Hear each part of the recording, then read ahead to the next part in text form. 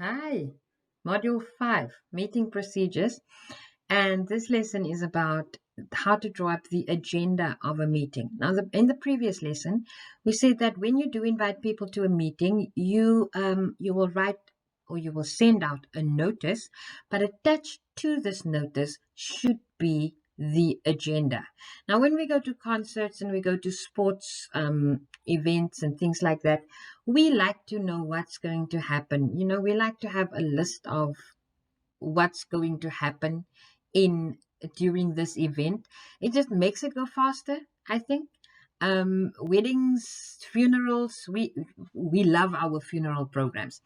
So the agenda of a meeting is the same concept. It's the same thing. It's a list of things that's going to happen. The meeting will be more effective if people know which matters are going to be discussed, because they will have time to prepare themselves, and the discussions will just be, it will just flow easier if people are prepared. So that's why an agenda is very important to be sent out. There you go. It allows people to prepare themselves. The agenda is a numbered list of items to be discussed during a meeting. And then, like I said earlier, it will be attached to the notice, and it's typically on the same page. Now, don't worry if in the exam you can't fit it onto one page. We will give you more paper. We have to give you more paper. So let it spill over just as long as you have the notice at the top and the agenda just below that. All right. The items on the agenda depend on the type of meeting. So in the rest of the lesson, we will look at the items that go on the agenda depending on the type of meeting. A typical agenda, just your general run-of-the-mill type of agenda, will include the following: your attendance register, your apologies. Those are the people who can't attend the meeting, who will send in reasons why they can't. Your opening and welcome. All meetings need to be opened and welcomed. Your minutes of the previous meetings. Now, you must remember that special meetings aren't planned beforehand. They aren't, they don't refer back to previous meetings. So you won't discuss the minutes of a previous meeting or you won't have this item on the agenda for a special meeting. You also won't have matters arising because you only have one matter. There's only one thing, and that's the crisis that's on hand that you have to discuss. You also won't have new business for special meetings. Now, all of this will be indicated on a template that is in my Google Classroom. So you are free to download that and to put it in a binder, take it with you into your paper 1 examination, and you can use that template. It will help you so much. So I have different agendas for different types of meetings in there. So put all of them together in a folder and pick the one that they ask you in the exams.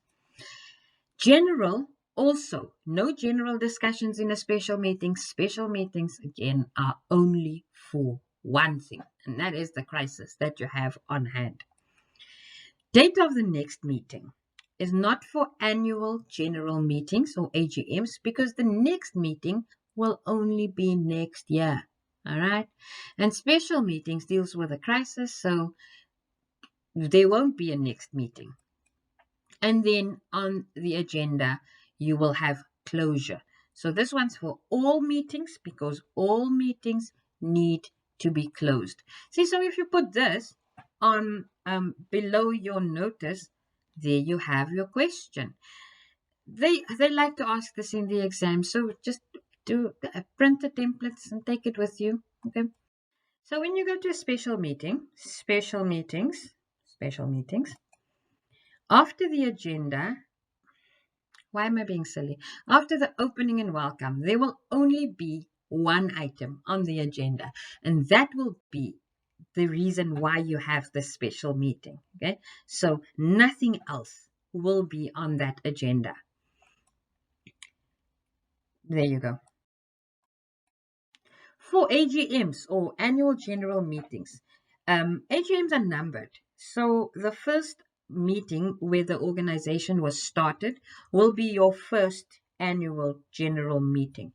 And then the next one will be the second and so forth. So if you send out your notice, you will say, notice is given of the fifth annual general meeting of this organization, or the sixth annual general meeting. So you will number these notices. Okay. The minutes are also numbered. So if you write the agenda, you will say meeting or minutes of one of the points on the agenda, minutes of the previous, so the fifth general meeting, AGM, or the fourth, or whatever number, So you will include numbers here. I hope you understand this. I feel like I'm confusing myself, but I'm really not, because it's very simple. And to make it easier, this template is in the classroom. Download it for yourself. Join the classroom. I mean, it's for your own benefit. The agenda for an AGM must include the chairperson's report and a financial report as items. You'll see when you download the template. It should also include the election of a new committee, because that remember that happens at AGMs because it's a once a year type thing. And the following items must be left out or omitted from the agenda of an AGM. General, because no, there's no general discussions here. So many things have to be discussed already. And then the date of the next meeting, because you really cannot plan one whole year ahead. You don't know what's going to happen on the next year, the same day, So I apologize for this slide that's in all red and feels like I'm shouting, but I actually feel like shouting this. This is how important it is. You cannot, can absolutely not include what was said in the meeting when you draw up the agenda. I see this so much with my own students, that they draw up an agenda and they write down everything that was in the background information about what was said in the meeting. Remember that the agenda is a document that is sent out before the meeting, and there's no way that you can tell what happened in the meeting when you draw up this document. So when you do start adding details about what's happening, what happened in the meeting, it becomes the minutes. And then you didn't answer the question. So then we would be very tempted to give you 0 for not answering the question. Please, I cannot stress this enough. I'm sorry for shouting. I'm done now. So email me at jeffkeister@gmail.com with any questions you might have, any feedback, anything, I'm available. Join the classroom that I so very often mentioned. You go to your browser, you type in classroom.google.com. You click on join class, and they will ask you for a code. So you use the code NWUSR3W, and then you will have access to all these templates. But not just that, you will have access to the slideshow that I made to create this video. You will also have access to notes, the actual notes of the whole module. For other modules, go have a look at my other videos. I have many different classrooms. Thank you so much for tuning in. I do appreciate it. Until the next lesson, bye.